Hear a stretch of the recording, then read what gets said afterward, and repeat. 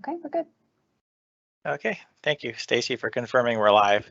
Good afternoon, everyone. My name is CJ Valenzuela. I'm the Town of Apex Housing Program Manager, and I'm glad to be with you this afternoon to discuss our draft Affordable Housing Incentive Policy Overview. This afternoon's informational session will be for housing advocates. And with me this afternoon, town staff that is present, we have Diane Kinn, our Director of Planning and Community Development. We have Amanda Bunce, our current planning manager, along with Shannon Cox, our long range planning manager, and myself, CJ Valenzuela, our housing program manager. So just to remind those that might be watching or will be watching later, possibly, and going back and watching this video, that the town has issued a survey, and the deadline for that survey is March 6th of 2022.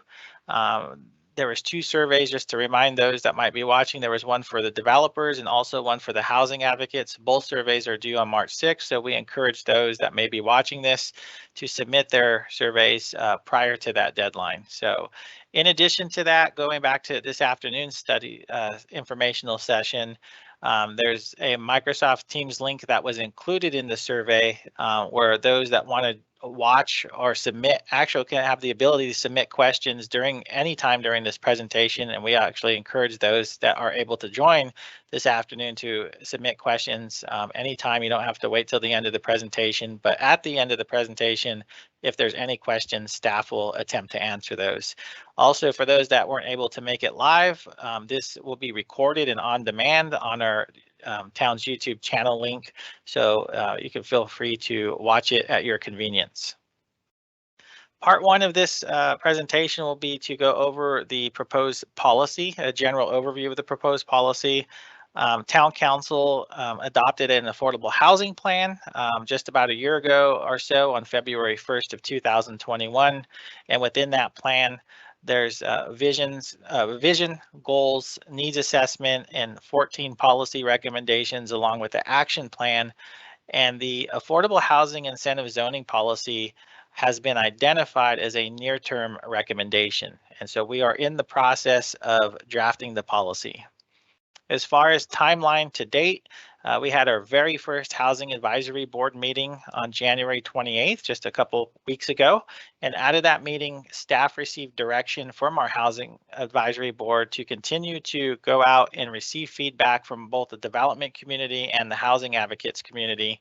So as a result of that, the town was able to draft two separate surveys, as I mentioned, which are due March 6th. And also as a result of that, we have two informational sessions. We performed our first informational session to the development community on February 21st, and then here we are today on March 2nd to go over the informational session for the housing advocates.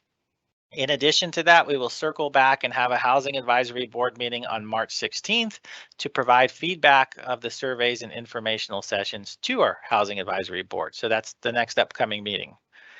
Just to remind those that might be watching or hearing this for the first time that the proposed policy for the town of Apex is a non-mandatory policy. It's not mandatory. This is proposed through the rezoning and planned unit development approval process. As far as designing the policy, we have this draft overarching policy which will set forth clear goals, a clear process flow, definitions. There'll be applicability standards and of course the minimum policy recommendations that will be included in the overarching policy. And then going even further, there will be two draft manuals. One manual will be called the Procedures Manual, which will detail those applicability standards along with the minimum policy recommendations for both applicants and town staff. And in addition, a separate manual called the Administration Manual will be drafted, and that will detail the monitoring, the compliance and administration standards for affordable units that are actually generated through this policy. So there's a whole complete design that is proposed with this policy. The proposed goals, there's 5 proposed goals as it stands to date. Goal number 1 is to provide a clear process and understanding of the town's minimum recommendations and applicability standards for both town staff and prospective applicants who may consider utilizing this policy. Goal number 2 is to add residential affordable housing units or lots to the town's affordable housing portfolio. Number 3 is to generate residential affordable housing units that are reflective of the town's highest priority needs. Goal number 4 is to create mixed income communities in which residential affordable housing units are integrated within residential and mixed use market rate developments. And goal number 5 is to offset potential market rate development revenue loss for constructing newly created residential affordable housing units or lots through the use of zoning based, non-financial and financial incentives. So those are the proposed goals of the policy. Part 2 of this presentation will go over the proposed applicability overview. As far as the proposed area median income percentages that we are studying at this time, it's a wide range between 30% to 110%. And part of the reason why is we know that our community has broad needs for affordable housing. So we want to make sure we didn't leave any rock unturned. We know that there's a need for those deeper affordability units in those 30 to 50% AMI ranges, but we also know that there's a need for the middle income housing as well in our community that are still getting priced out by the market rate prices, whether it be rent or purchase prices, for example. So to give you an idea of what we are studying what we call the extremely low income category, which are those households that earn up to no more than 30% of the Raleigh, North Carolina metropolitan statistical area median income. So an extremely low income household, which is HUD's traditional lowest income tier for affordable housing, we are proposing to include in our policy, as well as the next income tier, which is called very low income, are those households that earn up to 50% of that area median income. And these are being studied for the rental product. And the column all the way to your right is the targeted income. So this policy is proposing to provide a menu of options to be able to produce affordable housing at the lowest income levels, at the low income level, and also hit that middle income, as I was speaking to you a little while ago. The next tier, there's 3 tiers of low income that are being proposed. Tier 1 is your traditional 60% AMI, which is North Carolina general statutes, HUD's baseline definition basically for rental affordable housing at that up to 60% AMI category. So that's being included as well under the low income tier for rental. And then to tackle some of those middle income renters that might make a little bit more but can't afford market, we are proposing to include a tier 2 low income category up to 70% AMI, still with the rental product. And then we move into ownership prototypes, looking at your traditional up to 80% AMI for your low income tier 3 category. And then moving into median income, which is up to 100% of the AMI. And then what we're calling workforce income up to 110% AMI. It's important to note that we are studying all these broad income ranges at this time for consideration. So hopefully that helps explain also these options. Also, I want to point out before I move to the next slide, and I think it's important to note that also the development community is looking for options as well, because predominantly most of the affordable housing that might be generated through this policy will be coming from the market rate development community. However, we don't want to leave out the 100% affordable housing development community or other private market developers that do tax credit projects. So I do want to reiterate that this policy is available to all developers through the rezoning and planning unit development process, not just market rate or not just affordable.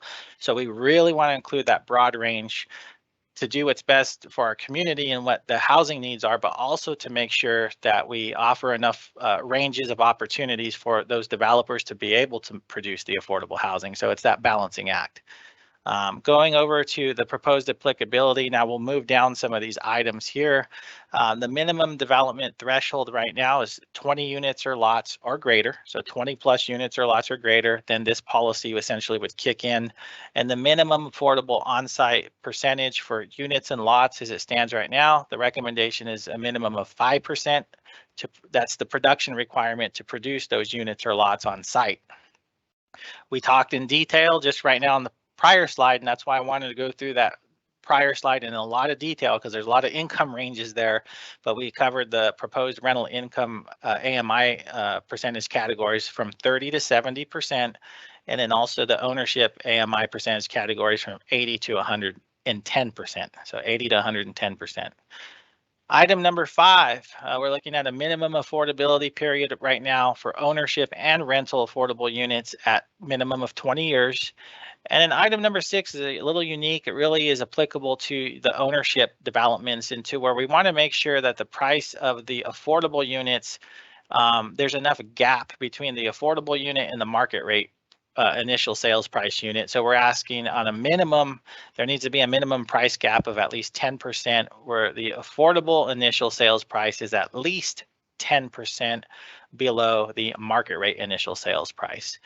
This would not apply if a developer is proposing to enter into an agreement or a partnership with Habitat for Humanity or a community land trust or a similar program, for example, because those units we already know essentially will be produced at an affordable housing price, for example. So I just wanted to note that little small detail. Part 2 of this presentation is going to cover some of the needs assessment. First off, I think it's important for those that are watching or the general public just to understand a baseline definition of affordable housing. This what you see on the screen is a industry standard and HUD defined definition of affordable housing, which means housing on which the occupant is paying no more than 30% of gross monthly household income for housing costs. That could be rent if you're a renter. If you're a purchaser, it could be principal, interest, tax, insurance, HOA, but also it includes utilities, whether you rent or own. So that's part of that housing cost as well. Taking a look at this table here, these are the current HUD Raleigh, North Carolina metropolitan statistical area income limits per household size, and these are for the income bands or the income ranges of affordable housing that we are currently studying. So for example, if I'm a household size of 2 and I'm in that extremely low income bucket or category, then the most that I can make is $23,000 of gross income before taxes. Okay, if I make over $23,000 and I'm a household size of 2, but I don't let's say I make $35,000 and I'm a household size of 2. So I've exceeded the 30% income category, right? Because the most I can make there is 23,000, but I'm still under the very low income category at 50% because the most I can make in the very low income category for a household size of 2 is 38,300. So these are the maximum gross combined household income limits that an individual can make. So if I'm in that 60% AMI category and I'm a household size of 4, then the most I can make is 57,420. And I'll give you one more example. If I am looking to maybe purchase something and I am falling in that 100% median income affordable housing income band, and I'm a household size of 3, then the most that I can make is $86,130. So we just felt it was really important to show what these different income bands can make up to, or the households can make up to per se. When a little earlier, we talked about the affordable housing plan that was adopted by town council back in February of 2021, and that's how this draft or that's how this incentive zoning policy came about. This was a recommendation. So also in that same affordable housing plan, there was also a whole section in there called a needs assessment. So some of these bullet points just reinforce some of that, some of those metrics and some of that data. So in the affordable housing plan needs assessment summary, it was identified for the town of Apex that there is a significant shortage of affordable rental housing. And specifically for those households that earn less than $40,000 a year of combined gross income. There's also a significant amount of cost burden households, and a cost burden household is a household that spends more than 30% of their gross income on housing. So if you're a renter, that's your rent plus utilities that the tenant pays. If it, for example, if it's purchasing, then it's that principal, interest, taxes, and insurance, HOA, and any other utilities. Then there's another category called extremely cost burden, in which those are households that spend more than 50% of their gross income on total housing cost. And this is all in the affordable housing plan. And then another significant thing that occurred was it had been identified that we are losing entry point priced homes, first time home buyer access, starter homes. And because of the sales prices, the market rate sales prices are going up and escalating to the point where we're losing those entry point priced homes. Also, it had been identified that there's limited affordable housing options and supportive services specifically for seniors, and market pressures are contributing to displace even moderate income earning households or families. So this was all identified, and it's all in the affordable housing plan. When we take a look at the cost burden households, once again, these are households that are spending more than 30% of their combined income on total housing cost. This is data from the American Community Survey. When we did the affordable housing plan, we were using 2018 data. So this is about a year. This is the latest data that's published. 2020 data has not been released or published. So we are using the 2019 data for just to display some information here. But as of 2019, there were 1,971 homeowner cost burden households spending more than 30% of their income on housing, and there was 1,516 renter cost burden households in Apex. This is all information specifically for Apex that are spending more than 30% of their income on total housing cost. And then when we look at the next tier, we talked about those extremely cost burden households that are spending over 50% of their combined income on total housing cost. At the time that this survey was published or this data was released, we have 824 homeowner extremely cost burden households and 632 renter extremely cost burden households. So this is just to kind of paint the picture and reinforce the need.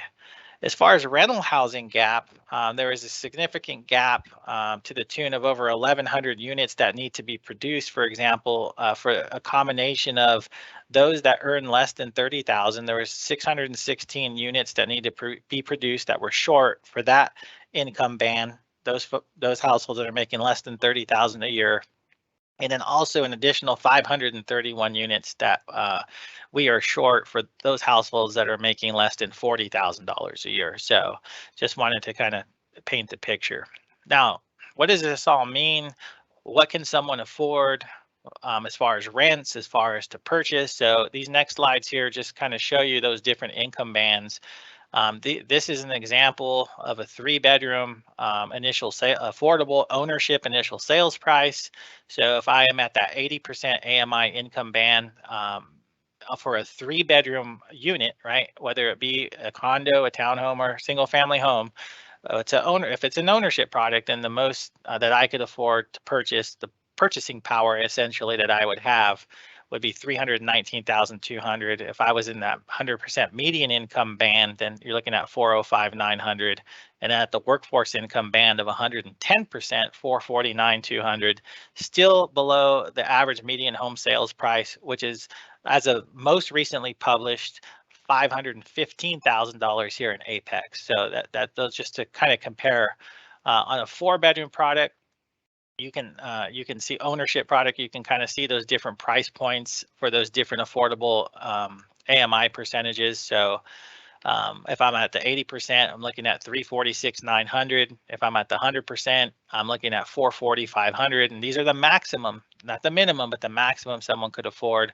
And then at the 110%, I'm at $487,200.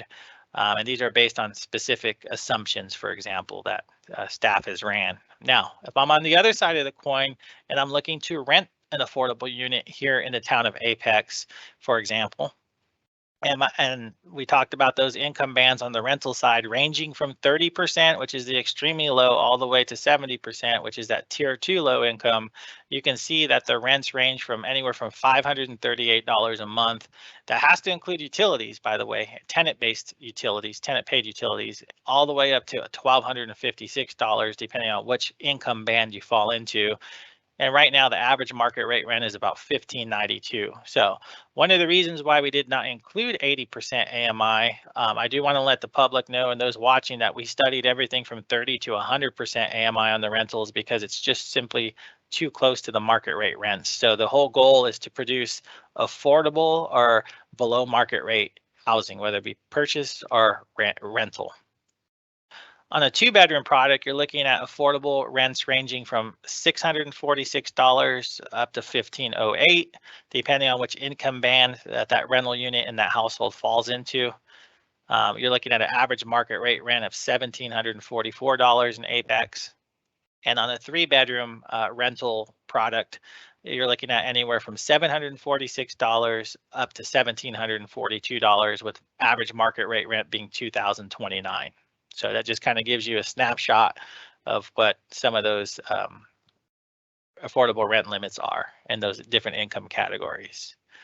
Now, as far as proposed policy incentives, these are incentives in exchange for developers to consider and request and apply for. But in exchange for developers who are going to consider utilizing this policy and include a percentage or a number of affordable housing units in their development, these are some of the incentives that the town is considering to help offset some of that revenue loss that they would. So in addition to those wide range of income percentages that we showed you, there's also different incentives that the town is considering. So as of right now, there's 10 proposed incentives.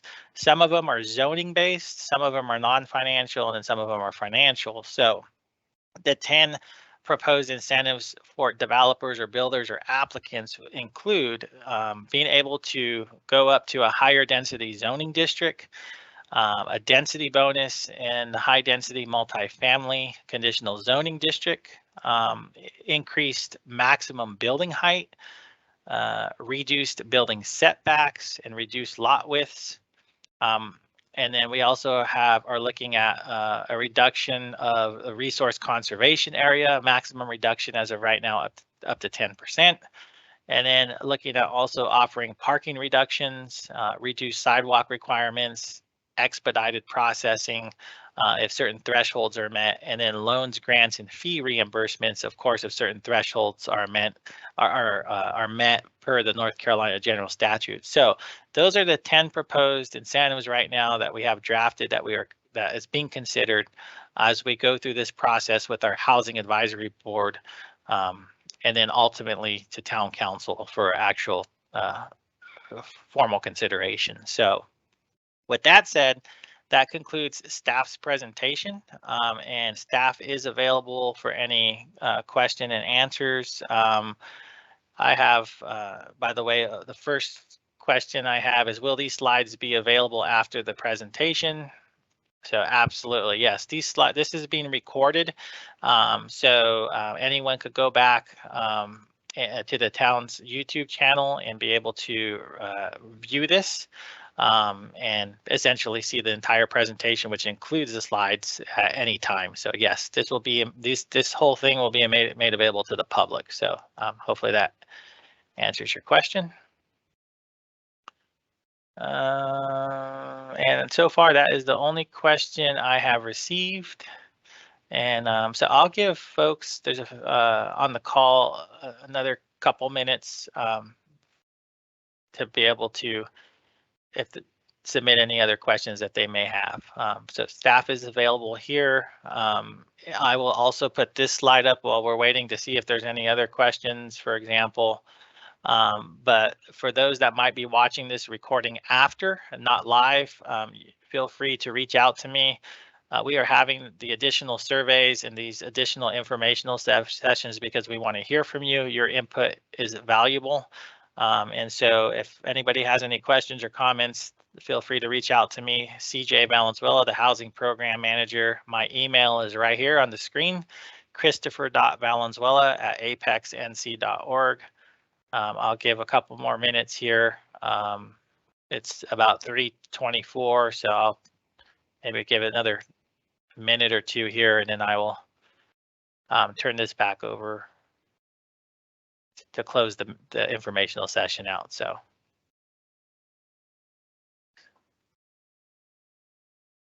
I'll give another minute here just to see if any more questions come in.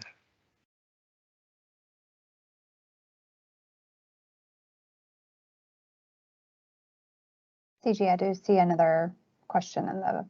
Okay, so let's take a look here. Okay, so here's the question. Are there other municipalities that have implemented similar incentive programs that have been successful? And I just published that question. There are other jurisdictions throughout the state of North Carolina that have issued what we call density bonus ordinances or density bonus incentives that have produced some level of affordable housing in their jurisdictions. There's also, as some of you might be aware, the town of Chapel Hill, and it has a mandatory policy for called a mandatory inclusionary housing policy as well. But as far as a fully comprehensive incentive zoning policy of this nature, which density bonus in ours is just one component. This is like a full umbrella policy in Wake County, at least where we studied. Every jurisdiction in Wake County, as of right now, there's no local jurisdiction or any jurisdiction within Wake County that has a what we're proposing, a full scale affordable housing incentive zoning policy, but there are some jurisdictions sprinkled out regionally going beyond Wright County to have a density bonus ordinance. But so this is going to be kind of something that's going to be not a newer concept, but something that will be maybe the first within Wake County. It should town council adopt something.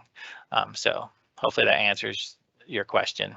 But there have been other types of policies to encourage affordable housing that have produced affordable housing in other municipalities. So, and I'll go ahead and wait one more minute here because that just to make sure that there's no last minute questions.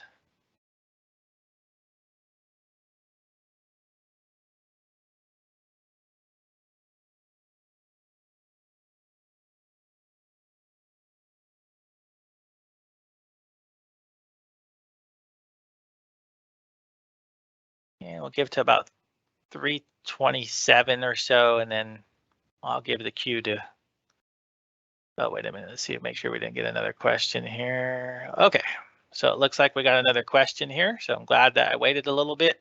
Is there information on is there information on which of these incentives would be the most effective? How soon do you anticipate having an impact on the affordable housing shortage?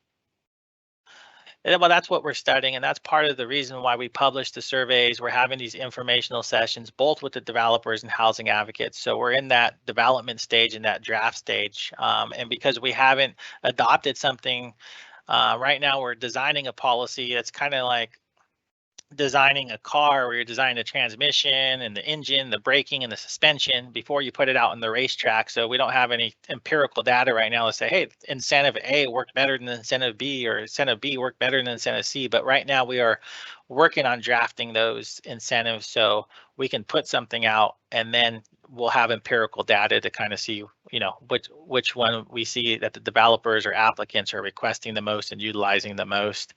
But we're hoping that this, you know, this policy will be adopted, you know, in the relative near future, so we can go ahead and start implementing the policy, and then start producing and generating affordable housing units through this policy. So that hopefully that helps clarify and answer some of those questions. So I don't have the exact timeline of when this policy is going to get adopted because we got to go through our due diligence, still go through the housing advisory board and then to town council and, you know, go through and vet through that process. So I don't have a date right now. I can say, hey, this is when we're looking at. So it's just, we're going through that process.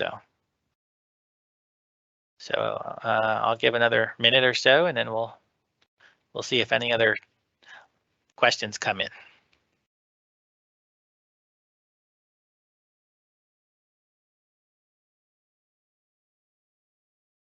It's 3:29, so I'll give till 3:30, another minute, just to be safe.